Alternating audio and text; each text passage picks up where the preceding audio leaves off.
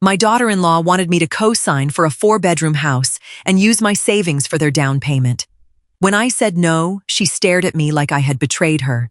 Then she said one sentence that told me exactly how she saw me. At 63, after retiring from 30 years of managing shipping logistics at a regional freight depot, I valued order-clear agreements and peace. That peaceful structure shattered during Sunday dinner when my daughter-in-law Brianna slammed her fork onto my dining table. 2 years ago, when Preston lost his job and their rent doubled, I wrote a check for $40,000 to clear their auto loans, took them into my daylight basement, and agreed to watch 4-year-old Toby every weekday. Tonight, however, Brianna pushed aside the pot roast I spent 4 hours braising and demanded that I co-sign on a 4-bedroom colonial across town while liquidating my remaining savings for their down payment. When I calmly replied that my financial contributions had concluded, her face flushed with sudden fury. "After everything we've done for you," Brianna shouted across the table. I looked at the clean plates, the polished oak furniture, and the toddler sleeping peacefully upstairs, and I almost laughed aloud at the absurdity. Preston looked down at his napkin, carefully aligning the linen edges instead of speaking up. He had inherited his late father's soft jawline, but none of his father's backbone when domestic storms rolled in. I did not raise my voice, nor did I offer a defensive list of past sacrifices. Instead, I carefully set my glass of iced water down, folded my napkin into a neat rectangle, and stood up from the head of the table. Without uttering an angry word, I removed the platter of beef, sealed the leftovers in glass containers, and packed away the dining chairs. Brianna watched my steady movements, mistaking my quiet demeanor for hesitant submission. As I wiped the counter with a clean cloth, I checked the wall calendar by the refrigerator and made my first practical calculation. The era of open-ended generosity without reciprocal accountability had reached its final hour. On Monday morning, the household woke to a change that had already been put into motion before sunrise. For 24 months, my schedule revolved entirely around Brianna's shifting demands as an independent interior consultant. I routinely packed lunches, washed laundry, and answered frantic morning calls whenever her client presentations ran late. At 6:30, Brianna rushed downstairs wearing a sharp beige blazer, carrying her tablet, and dropped Toby's preschool backpack directly on the kitchen island. She announced that she had an emergency design consultation in the city and needed me to keep Toby until at least 8 in the evening. In the past, I would have rescheduled my morning walk around the neighborhood reservoir and quietly started scrambling eggs for the child. Today, I was already dressed in my walking shoes, windbreaker zipped, and holding my keys. I calmly informed her that I had committed to a volunteer shift at the county library's archives from 8 until noon. Brianna stared at me as if I had spoken in a foreign language, tap-tapping her manicured nails against the quartz surface. She asked who was going to drive Toby to his morning gymnastics class if I walked out the front door. I looked at Preston, who was slowly pouring coffee into his travel mug, pretending not to hear the conversation. I told them both plainly that childcare arrangements outside our agreed basic hours were the responsibility of the parents, not the homeowner. When Brianna scoffed that my little volunteer job paid nothing and could easily be canceled, I simply unlocked the side entrance. I stepped out into the crisp morning air, leaving them to navigate their first logistical friction in 2 years.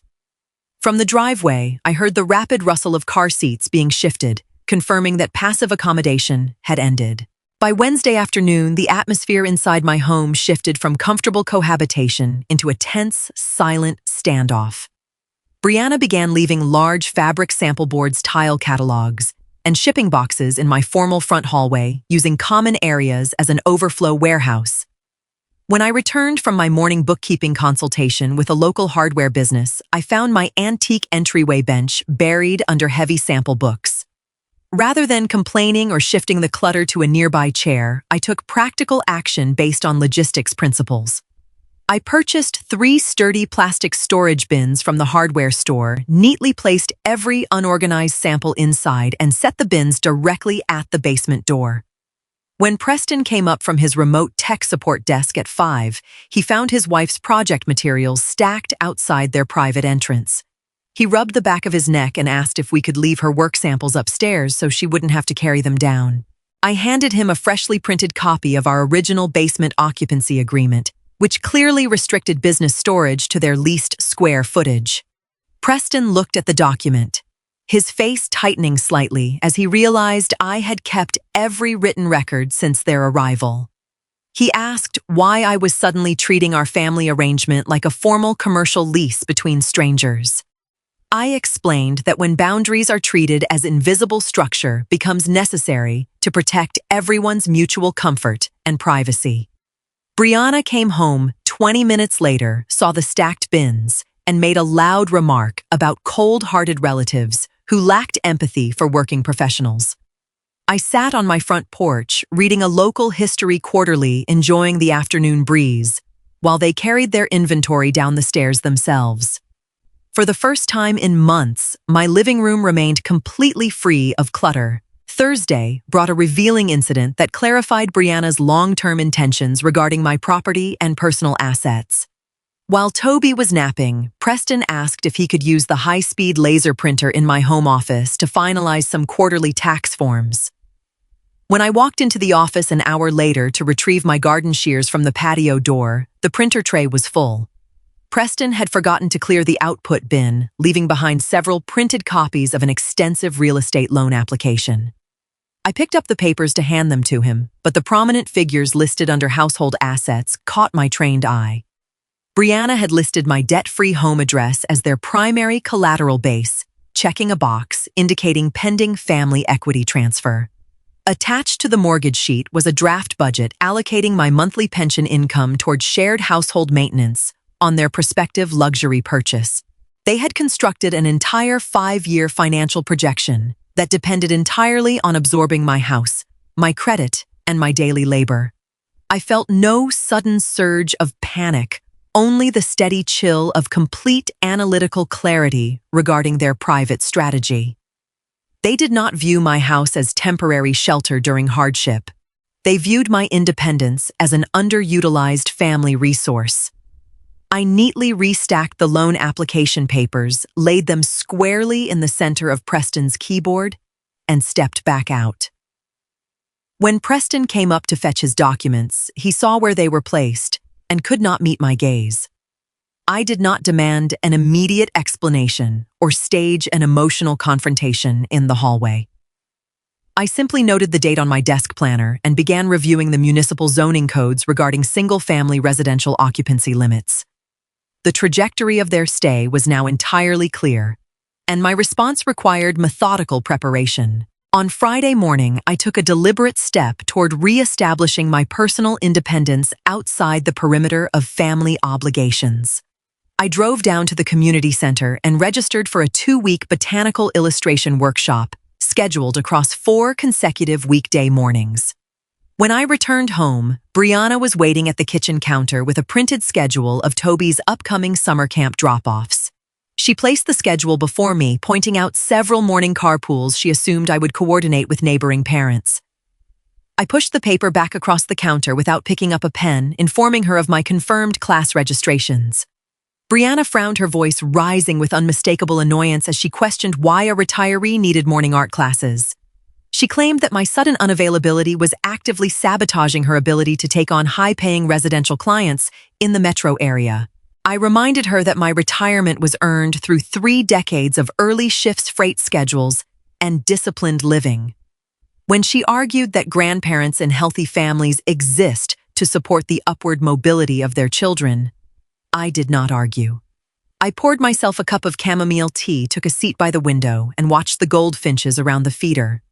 Preston entered the room, caught between his wife's escalating irritation and my unyielding stillness, choosing to stare at the refrigerator door. Brianna accused me of becoming selfish, asserting that having a lively family under my roof was the only thing preventing severe loneliness. I looked her directly in the eye, took a measured sip of tea, and remarked that solitude is far preferable to being taken for granted. She turned on her heel and stormed down to the basement, slamming the heavy wooden door behind her. I pulled out my banking ledger and began reviewing the terms of my personal savings account. Over the weekend, I systematically separated our daily operational dependencies to ensure no further misunderstandings could occur.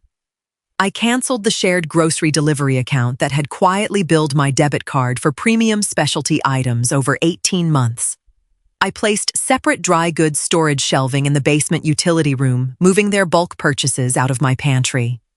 When Sunday breakfast arrived, Preston walked into the kitchen expecting the usual spread of blueberry pancakes, bacon, and freshly squeezed orange juice. Instead, he found the kitchen counters spotless, with only my single bowl of oatmeal and half a grapefruit on the table. He stood by the stove for several silent seconds, searching the cabinets for groceries that were now kept in their own quarters. He asked quietly if we were ever going to sit down together as a regular family again, without tension hanging between us. I told him that true family unity requires mutual respect and shared effort, not one party carrying the freight while others complain. I reminded him of the $40,000 gifted to eliminate their debt, an intervention designed to build their independence, not prolong childhood. Preston looked down at his sneakers, admitting that Brianna was feeling immense pressure to maintain appearances among her professional peers. I told him that living beyond one's means while expecting elders to foot the bill was not ambition. It was reckless entitlement. He asked what they were supposed to do about the rising cost of local preschools if my daytime hours remained occupied. I handed him the local community college's Early Childhood Cooperative Directory, a resource I had utilized decades ago as a working mother. He took the booklet with a subdued nod, recognizing that my management of their household logistics was officially over. On Tuesday afternoon, Brianna attempted a bolder maneuver to force my compliance through social pressure and manufactured obligation. She invited her mother Evelyn over for afternoon coffee on my screened back porch without informing me in advance. When I returned from my library archives shift, I found both women seated at my glass patio table, reviewing real estate brochures. Evelyn, wearing expensive designer sunglasses, greeted me with exaggerated warmth and immediately steered the conversation toward intergenerational living trends. She explained that in modern times, wise matriarchs naturally combine equity with their ambitious adult children to build lasting generational wealth. Brianna nodded along, adding that my refusal to co-sign was holding Preston back from securing his rightful place in a better school district. They had spread floor plans across my table, complete with an attached in-law suite labeled as my designated future living quarters. I allowed them to finish their presentation without interruption, listening carefully to every assumption woven into their narrative. When Evelyn paused to take a sip of coffee, expecting my enthusiastic agreement, I leaned forward and spoke with total composure. I thanked Evelyn for her perspective and suggested that if co-signing was such an excellent strategy, she should gladly provide her own signature. Evelyn's smile vanished instantly, her posture stiffening as she muttered that her personal financial portfolio was tied up in private investments. I picked up the empty coffee cups, placed them neatly on a tray, and informed them that my home was not on the market. Brianna gathered her brochures in a frantic, disorganized rush, her cheeks burning with humiliation in front of her mother. As Evelyn drove away down the quiet street, I stood on the porch, watching the dusk settle over my garden with complete tranquility. That evening, the simmering conflict reached a breaking point that forced Preston out of his long-standing position of comfortable neutrality. Brianna had spent 2 hours in the basement crying loudly enough for the sound to carry through the floor vents into my study. At 8 o'clock, Preston came upstairs alone carrying a legal pad filled with budget calculations and refinancing proposals. He sat in the armchair across from my desk, looking exhausted, his shoulders hunched under the weight of conflicting loyalties. He told me that Brianna was threatening to take Toby and stay at a long-term hotel unless I agreed to a compromise. He asked if I could at least release $15,000 from my money market fund to cover their apartment security deposits elsewhere. I opened my desk drawer, took out the carbon copy of the $40,000 cashier's check from 2 years prior, and laid it down. I asked him directly how much of that original sum had been replenished or redirected toward building an emergency reserve.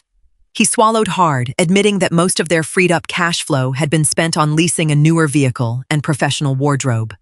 I looked at my son not with maternal anger, but with the steady disappointment of an educator watching a student fail an easy test. I told him that providing more cash would not save his marriage or solve their spending habits. It would only delay their maturity. I explained that an adult man cannot build self-respect while hiding behind his mother's bank account to appease an entitled spouse. Preston stared at the old receipt, the reality of his own passive choices finally registering in his eyes without any possible deflection. He did not pick up his legal pad when he stood up. He left it resting on the corner of my desk. The decisive confrontation unfolded the following evening when Brianna attempted one last public challenge in my living room before dinner. She brought up the topic of the 60-day notice to vacate that I had delivered to Preston earlier that morning. Standing by the fireplace, she raised her voice, accusing me of throwing my own grandchild out into an uncertain rental market. She repeated her favorite grievance, insisting that their presence had given my empty house vitality and purpose that money could never purchase. After everything we've done for you, keeping you company and sharing our child, you treat us like unwanted tenants, she declared. I stood up from my armchair, picked up a single manila folder from the side table, and opened it with practiced ease. Inside was a straightforward summary: $40,000 in forgiven debt, 24 months of waived rent, and 2,000 hours of childcare. I looked at her calmly and said, "Brianna, you mistook my generosity for dependence and my quiet nature for a lack of resolve."